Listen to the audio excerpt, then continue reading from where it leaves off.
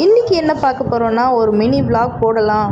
So மார்னிங்கே அதுக்கு ஏஞ்சி மூஞ்ச கழுவிட்டு லிப்ஸ்டிக்லாம் வச்சுட்டு வந்துட்டேன்.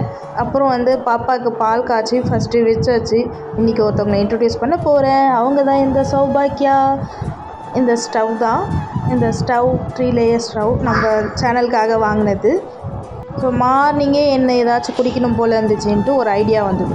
ஸோ அதுக்கு டம்ளர் எடுத்துக்கிட்டேன். நைட்டே வந்து பழுது ஊற்றி வச்சுட்டேன். ஸோ கஞ்சி தண்ணி ஊற்றி வச்சுட்டேன். இது ரொம்பவே ஹெல்திங்க, ரொம்ப ரொம்ப ஹெல்தி. இந்த அல்சர் ஹேர் க்ரோத்து கூட இந்த பழைய தண்ணியில் அவ்வளோ பெனிஃபிட்ஸ் இருக்குது. ஸோ இதை நீங்கள் வந்து எடுத்துக்கோங்க, ஸ்கிப் பண்ணிங்க. காலம் மாறினாலும் நம்மளுடைய பழசை எப்பவுமே மாறாதில்ல. ஸோ அதில் இது ஒன்று. அதுக்கப்புறம் என்ன பண்ணலாம்னா, அதுக்குள்ளே இந்த குட்டி வாழை ஏஞ்சிருச்சு. ஸோ இந்த குட்டி வாழை கையிலேயே வச்சுக்கிட்டு சமைக்க போகிறோம். இன்றைக்கி என்னென்ன பண்ண போகிறானோ அப்படி என் மனசில் ஓடிக்கிட்டே ஸ்டார்ட் பண்ணிட்டேன். ஸோ ஃபர்ஸ்ட் வந்து சாப்பாடுக்கு ஊற வச்சுட்டேன். அதுக்கப்புறம் சாமான்லாம் இருந்தது, அதெல்லாம் வாஷ் பண்ணணும். அதுக்கு முன்னாடி கீரையை வந்து தண்ணியில் நல்லா ஊற வச்சிடலாம். பிகாஸ் வந்து கீரையில் நிறைய மண் இருக்கும். அதை நம்ம ஊற வைக்கும் போது அந்த மண்ணெல்லாம் தண்ணிக்கு கீழே இறங்கும். அதுக்கப்புறமேட்டு அரிசி நல்லா ஊறிச்சு. அதுக்குள்ளே சாமான்லாம் கழுவியாச்சு. ஊறின பிறகு அரிசியெல்லாம் கழுவிட்டு கீரையை அலச ஆரம்பிச்சிட்டேன். ஸோ இந்த மாதிரி ஒரு வடிகட்டி இருந்து வச்சுக்கோங்க. இந்த மாதிரி கீரைலாம் அலசுறதுக்கு நல்லா இருக்கும். ஸோ அதுக்கப்புறம் வந்து ப்ரிப்பேர் பண்ணிட்டேன். தக்காளி, வெங்காயம், அப்புறம் கார்லிக் அதெல்லாம் வந்து உரித்து எல்லாமே ரெடி பண்ணி வச்சுட்டேன். வாங்க சமைக்கலாம். ஃபர்ஸ்ட்டு வந்து கொஞ்சம் தண்ணி ஊற்றிக்கிட்டேன். ஏன்னா இது அலசுறதுக்கு துவரம் பருப்பு அண்ட் சிறுபருப்பு. அப்போ மறுபடியும் அதெல்லாம் அலசிட்டு தக்காளி, வெங்காயம், கார்லிக் அண்டு சீரகம் அண்ட் மஞ்சள்தூள் இதெல்லாம் போட்டு பருப்பை மட்டும் வேக வச்சிட்டோம். ஏன்னா வந்து கீரை வந்து சீக்கிரம் வெந்துடும் அப்படின்றதுனால பருப்பை ஃபஸ்ட்டு வேக வச்சிட்டோம். அதுக்கப்புறம் கூடவே சாப்பாடும் ரெடி ஆகிடுச்சு. இந்த குட்டி வாழை என் பக்கத்துலேயே இருந்தது. சைடிஷ்க்கு வந்து முட்டை தான். முட்டையை வச்சுட்டு அதுக்கப்புறம் நடுவில் நான் கொஞ்சம் ஒர்க் பண்ணிகிட்டு இருந்தேன். ஆஃபீஸ் ஒர்க் பண்ணிவிட்டு போயிட்டு வந்துட்டு இருந்தேன்.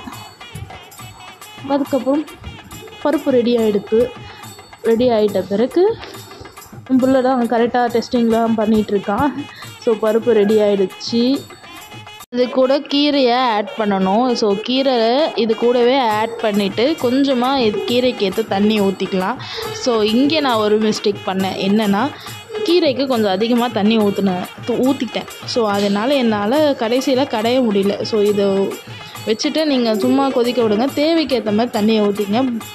லாஸ்ட்டு வந்து எப்படி இருந்தது நான் லாஸ்ட்டாக சொல்கிறேன். ஸோ கீரை கூட கொஞ்சம் எண்ணெயுமே ஊற்றிக்கிட்டிங்கன்னா அந்த கீரை வந்து கலர் மாறாமல் இருக்கும், க்ரீனிஷாகவே இருக்கும். ஸோ அது கூட நான் சைடில் தாளிப்போம் வச்சுட்டேன். கடுகு, சீரகம் அண்டு காஞ்ச மிளகாய். இதில் என்ன நான் மிஸ்டேக் பண்ணேன்னா, கொஞ்சம் பெருங்காயம் சேர்க்கணும். பெருங்காயம் இல்லை, நான் சேர்க்கலை. ஸோ அவ்வளோதாங்க, சைடில் முட்டை ஆகிடுச்சி. ஸோ தாளிப்பதெல்லாம் வந்து அந்த குழம்புல போட்டுட்டு ஃபினிஷ் பண்ணியாச்சு. அவ்வளோதான் இந்த குழம்பு எல்லாம் இதுதான்.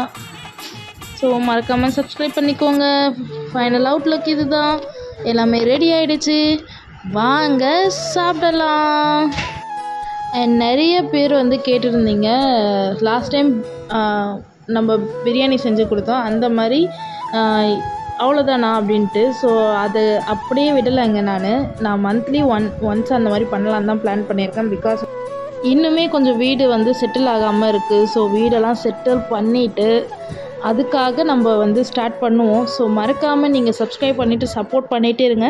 கண்டிப்பாக செய்வோம். டாட்டா.